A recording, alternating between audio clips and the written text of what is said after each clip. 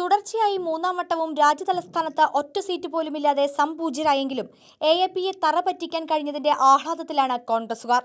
ഡൽഹി ജനത മാറ്റത്തിനാണ് vote ചെയ്തെന്ന Priyanka ഗാന്ധിയുടെ പ്രതികരണത്തിൽ അലയടിച്ചതും അതേ സന്തോഷം. കെജ്രിവാളിനെ തോറ്റു, AAPയെ തോറ്റു, രാഹുൽ ജയിച്ചേ എന്നാണ് സോഷ്യൽ മീഡിയയിൽ കോൺഗ്രസ് IT സെല്ലിന്റെ പ്രചരണം. തീവ്ര വർഗീയതയുമായി BJP ഡൽഹി ഭരണം ഏറ്റെടുത്തത് കോൺഗ്രസിന് ഒരു പ്രശ്നമേ അല്ല.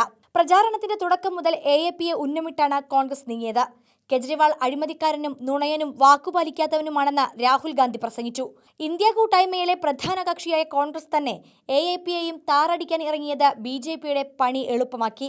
കേന്ദ്ര അന്വേഷണ ഏജൻസികളുടെയും ലഫ്റ്റനന്റ് ഗവർണറുടെയും കടന്നാക്രമണങ്ങളിൽ അടിപതറിയ AAPക്ക് കോൺഗ്രസിന്റെ പിന്നിൽ നിന്നുള്ള കുത്തുകൂടി താങ്ങാൻ കരുത്തുണ്ടായില്ല. ഒറ്റ സീറ്റിലും ജയിക്കാനായില്ലെങ്കിലും AAPയുടെ പതനം പാർട്ടിക്ക് ഗുണം ചെയ്യുമെന്നാണ് കോൺഗ്രസിന്റെ വാദം.